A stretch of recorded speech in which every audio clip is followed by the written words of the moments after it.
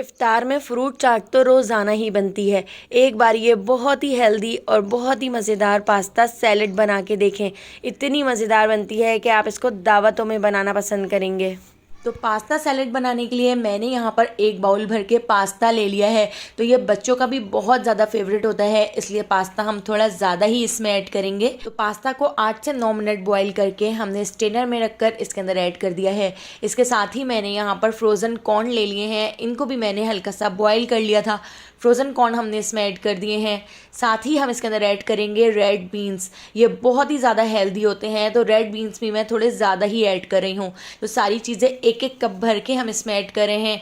इसके साथ ही मैंने यहाँ पर चिकन ले लिया है, तो चिकन के छोटे छोटे क्यूब्स करके इसके ऊपर हमने तिक्का मसाला लगा लिया था और इनको फ्राई कर लिया था। तो इस तरह से हम इसमें चिकन भी ऐड कर रहे हैं। बहुत ही मज़ेदार ये पास्ता सैलेड बनती है। एक बार बिल्कुल इसी तरह से पास्ता सैलेड बना के ज़रूर देखिएगा। यहाँ पर मैंने ग्रेप्स ले लिए हैं, तो ब्लैक वाले ग्रेप्स हम इसके अंदर ऐड कर रहे हैं। इसके साथ ही हम इसके अंदर ऐड कर देते हैं ग्रीन वाले ग्रेप्स। इसकी जो सॉस है ना, वो बहुत ही मज़ेदार बनती है, तो आप एक बार इस तरह से ज़रूर बनाइएगा। इसके साथ ही मैंने यहाँ पर 1 कप इसके अंदर बॉयल छोले ऐड कर दिए हैं। साथ ही मैंने यहाँ पर लंबाई में कटी हुई थोड़ी सी बंद गोभी भी इसमें ऐड कर दी है, गाजर, शिमला मिर्च और हमने यहाँ पर खीरा ले लिया है। तो इन तीनों चीज़ों को भी हमने इस तरह से लंबाई में कट किया है। तो ये तीनों चीज़ें भी हम इसके अंदर ऐड कर देते हैं। और यहाँ पर मैंने एक एप्पल ले लिया था, तो एप्पल को भी हमने इस तरह लंबाई में कट करके इसमें ऐड किया है। यहाँ पर मैंने पाइनएप्पल ले लिए हैं, पाइनएप्पल भी हम इसके अंदर ऐड कर देते हैं। तो ये सारी चीज़ें आप अपनी मर्ज़ी से थोड़ी बहुत कम या ज़्यादा कर सकते हैं। तो चलिए अब इसकी एक सॉस बना लेते हैं जो बहुत ही मज़ेदार लगती है। तो यहाँ पर मैंने 6 टेबल स्पून टमाटो केचप एक बाउल के अंदर ऐड कर दी है। 6 to 7 टेबल स्पून हम इसके अंदर ऐड कर देते हैं मेयोनीज़। आप किसी भी ब्रांड का मेयोनीज़ ऐड कर सकते हैं। ½ टीस्पून नमक ऐड कर दिया है।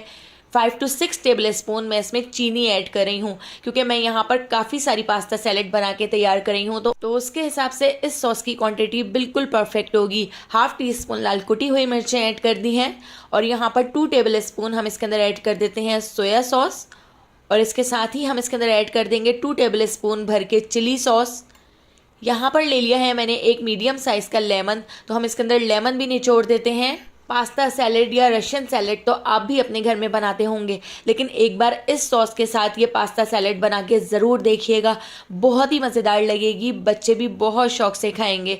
इसके साथ ही मैंने यहाँ पर एक पैकेट फ्रेश क्रीम का ले लिया है, तो मैं यहाँ पर मिल्क पैक की फ्रेश क्रीम इसके अंदर ऐड कर रही हूँ। आपके पास जिस ब्रांड की भी फ्रेश क्रीम हो आप ऐड कर सकते हैं। 1 टीस्पून हम इसके अंदर ऐड कर देते हैं पिसी हुई काली मिर्चें और इस मिक्सचर को हम बहुत अच्छी तरह से मिक्स कर लेते हैं ताकि चीनी और सारे मसाले अच्छी तरह से इसमें मिक्स हो जाएं। तो यहाँ पे हमारी सॉस बनकर रेडी हो चुकी है। अब हम इस सॉस को इन सारे वेजिटेबल्स और फ्रूट्स में ऐड कर देते हैं। ऐड करके इसको बहुत अच्छी तरह से मिक्स कर लेंगे। तो दोस्तों यहाँ पर मैं आपको याद दिलाती चलूँ, अगर आपको मेरी रेसिपी अच्छी लग रही है तो लाइक करना बिल्कुल भी मत भूलिएगा, और अगर रेसिपी अच्छी नहीं लग रही है तो आप इसको डिसलाइक भी कर सकते हैं। तो चलिए अब हम इसको डिश आउट कर लेते हैं। तो बहुत ही मज़ेदार सी यहाँ पर हमारी पास्ता सैलेड बनकर तैयार हो चुकी है। रेसिपी पसंद आई हो तो लाइक, शेयर और सब्सक्राइब करना बिल्कुल भी मत भूलिएगा, और बेल आइकॉन के नोटिफिकेशन को ज़रूर ऑन कीजिएगा, क्योंकि डेली मैं आपके लिए बहुत ही मज़ेदार सी रेसिपीज़ लेकर आती हूँ। तो उन सारी रेसिपीज़ का नोटिफिकेशन आपको फ़ौरन मिल सकेगा और आप मेरी सारी वीडियोज़ वॉच कर सकेंगे। आने वाली वीडियो तक अल्लाह हाफ़िज़।